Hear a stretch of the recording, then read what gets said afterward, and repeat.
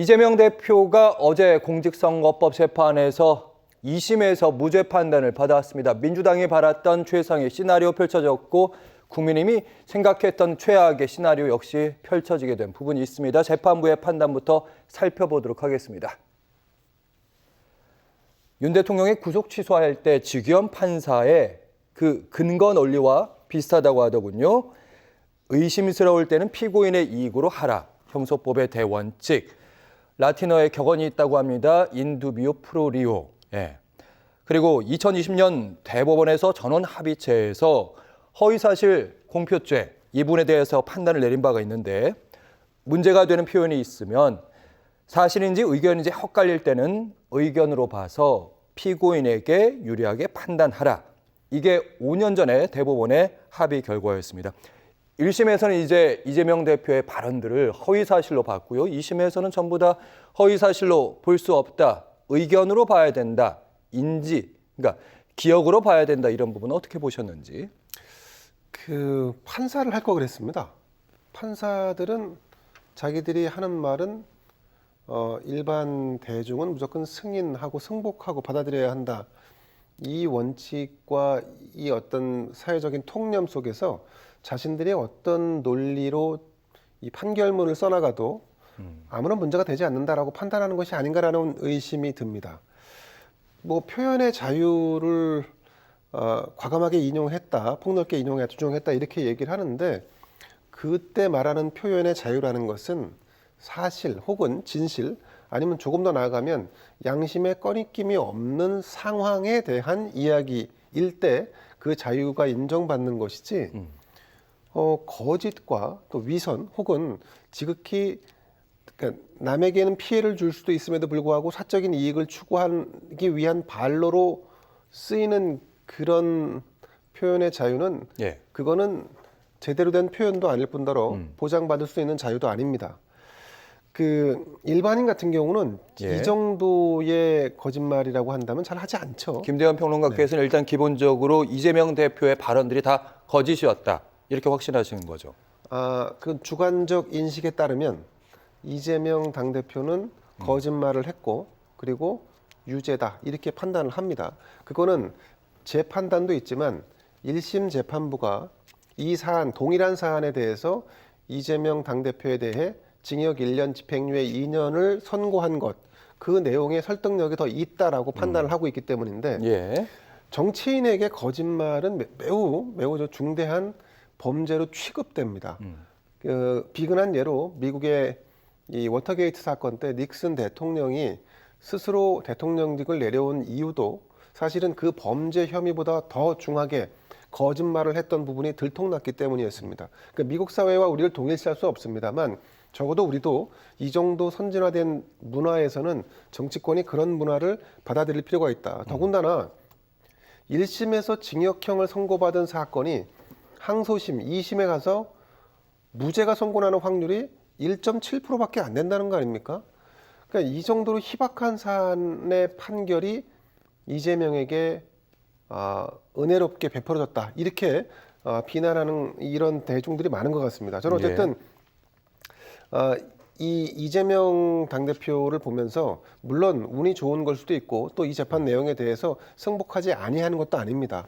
그런데 그 주변 사람들 특히 이 사건에 등장하는 이 성남도시개발공사의 김문기 전 처장 이미 고인이 됐는데 이 사건과 연루돼서 스스로 목숨을 끊었습니다. 이런 일들이 비근하게 일어나는데도 불구하고 민주당의 60명이 넘는 국회의원들이 전국이 화마로 뒤덮인 이 상황에서 오로지 이재명 당대표의 재판 결과를 직접 방청하겠다고 법원 앞에 도열해 있는 모습까지 보니까 뭐랄까 좀 정내미가 좀 떨어진다고나 할까요?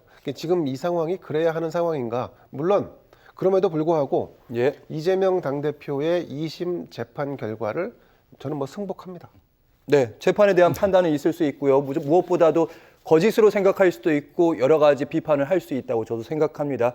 그럼에도 불구하고 재판부의 성향에 대한 비판들이 더 많이 나오고 있더라고요. 보니까 국민의힘에서는 우리법연구회 판사가 그에 걸맞은 표현을 했다, 판단을 했다 이런 취지의 발언을 하더라고요. 어떻게 보셨는지. 글쎄요, 그 판사가 우리법연구회 출신인지도 사실 확인되지 않았습니다.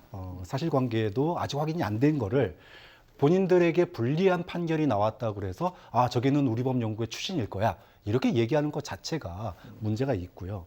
무엇보다도 어제 판결을 내린 고법 형사 6부는 그동안에 뭐 야당에게 유리한 판결만 내리지 않았습니다. 대표적으로 2024년도에 고발사주 윤석열 대통령의 가장 아킬스건이었어요.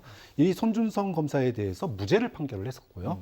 그리고 조국 아들 인턴 그 최강욱 의원과 관련돼서도 유죄를 판결한 바 있습니다. 예. 그리고 민간인 불법 도청과 관련된 국정원 수사관들에 대해서도 무죄를 선고한 바 있기 때문에 이 판사가 성향이 야권에게 또는 진보에게 유리한 판결을 해왔다 이렇게 얘기할 근거가 어떤 근거도 없습니다.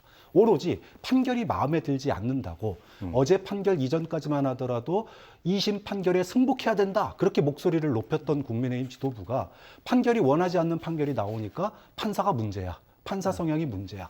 근데 판사 성향이 어떤 문제인지 어떠한 근거도 없습니다. 오로지 결과가 마음에 안 든다고 재판부를 물어뜯습니다.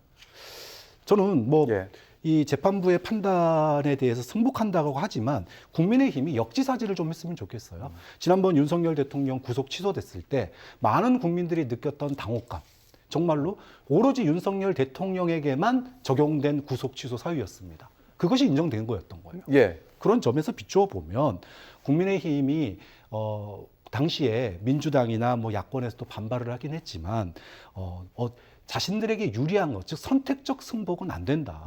그런 점에서 재판부의 판결이 왜 1심과 2심이 차이점이 있는지 이 부분은 어제 1시간 40분 넘게 무죄가 나온 이유에 대해서 설명을 했거든요. 이해가 될 만한 부분도 있고 또 사람에 따라서는 승복하지 못하겠다 이렇게 주장을 할 수 있지만 저는 1심 판결은 너무 과했고 2심 판결도 너무 또 반대 방향으로 과했다는 면이 있다고 봅니다. 그래요? 뭐 그런 네. 점에서 네. 그런 점에서 1심과 2심이 조금 균형감을 있었으면 어땠을까 하는 아쉬움이 있는데 지난번 1심 판결에서 징역 1년형이 나왔을 때 예. 이거는 너무 과도하다.